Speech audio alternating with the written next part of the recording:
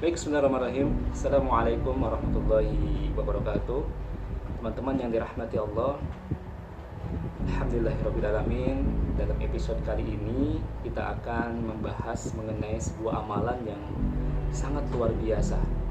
Amalan yang jika kita aplikasikan dalam kehidupan kita akan memberikan efek bagi kehidupan kita yang luar biasa, akan memberikan efek perubahan yang luar biasa bagi kehidupan kita. Ya, mari kita sama-sama belajar.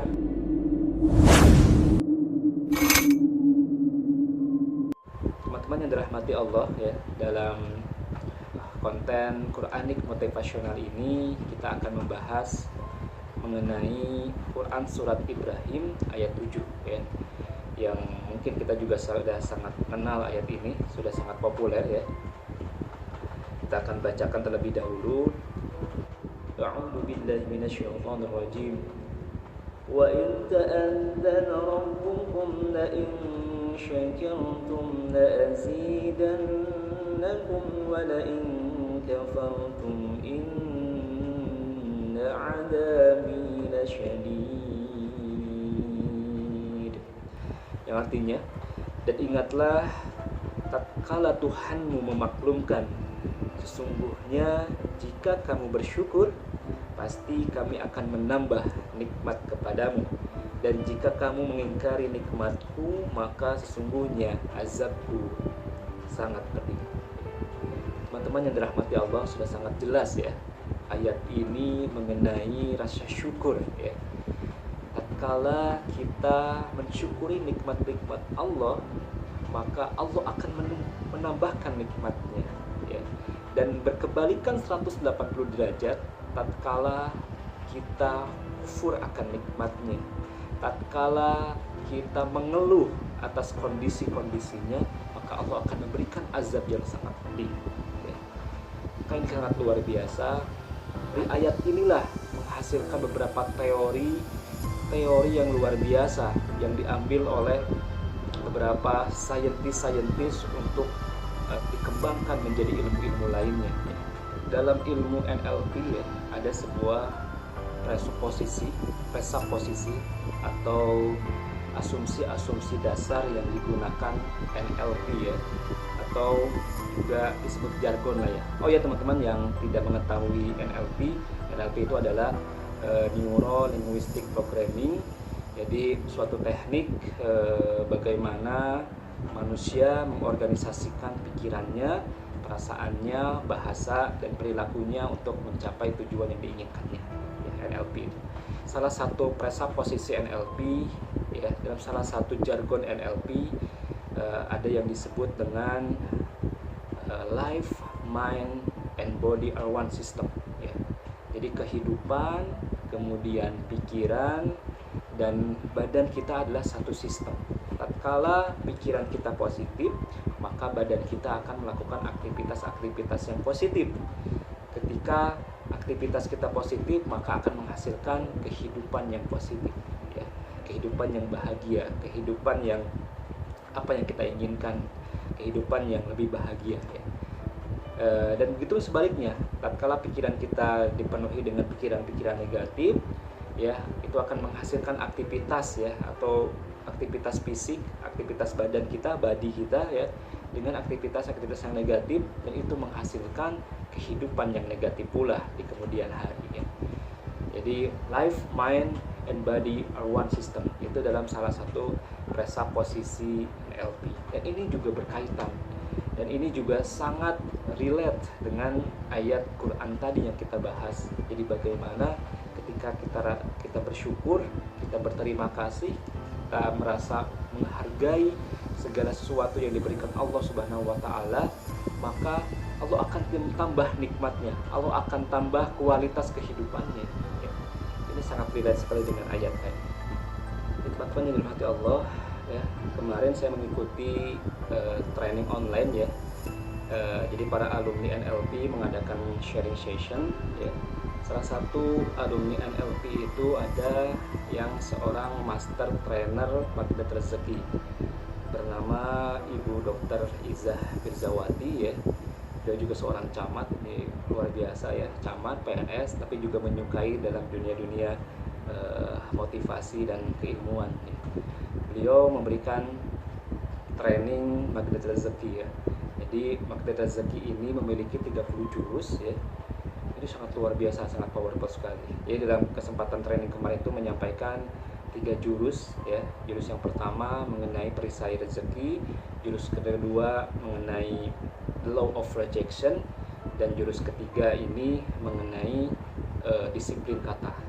Dan saya kira semua jurus-jurus ini sangat relate juga dengan ayat ini ya.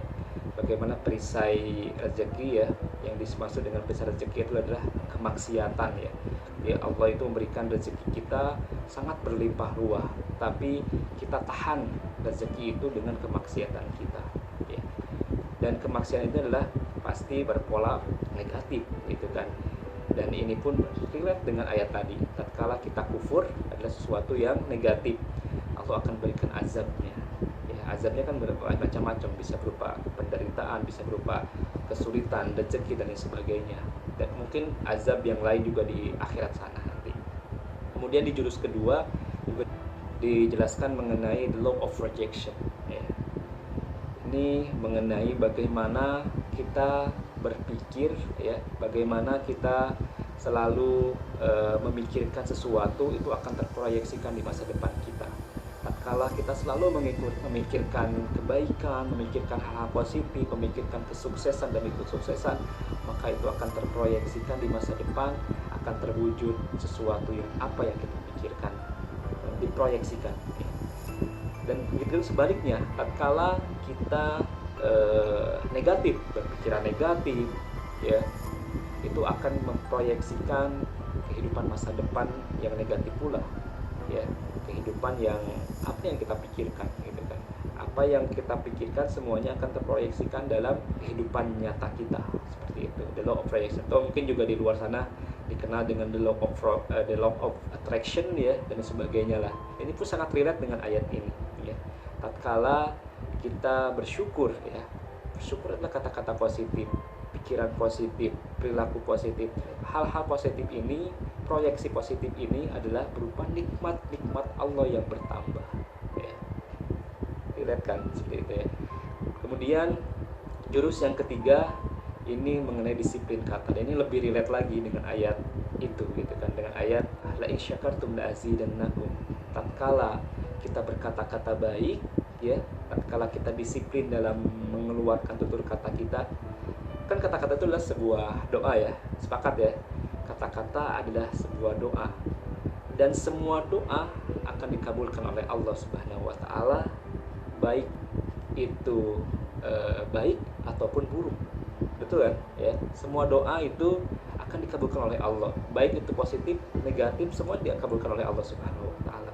Kita kembali ke teorinya. Jadi kata-kata adalah doa. Tatkala kita berkata-kata positif, berkata-kata baik, maka itu akan menjadi doa yang baik, doa yang positif, dan Allah akan mengabulkan doa tersebut, yaitu berupa kebaikan demi kebaikan, ada hal-hal positif lainnya ya.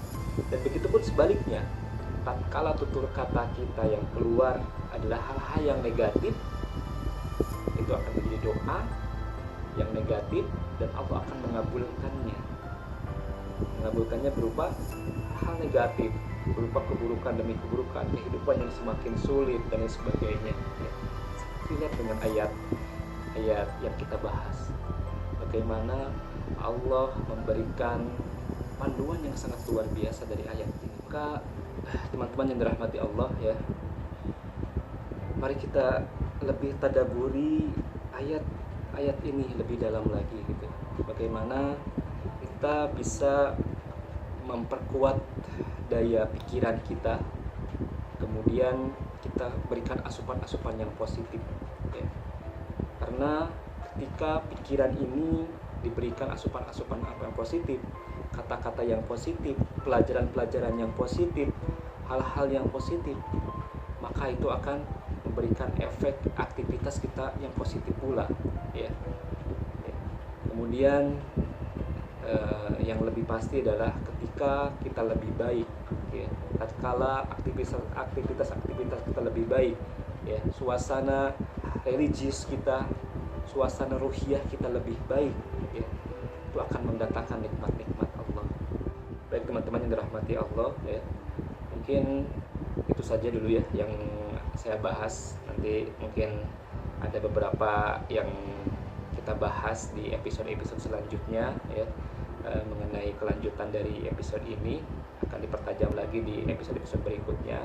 Maka terus ikuti video ini selanjutnya di episode-episode selanjutnya. Dan saya ingin mengucapkan juga terima kasih kepada teman-teman yang sudah mengikuti video ini. Semoga Allah memberkahi kita semua ya. Nantikan di episode berikutnya. Barakallahu fikum. Wassalamualaikum warahmatullahi wabarakatuh.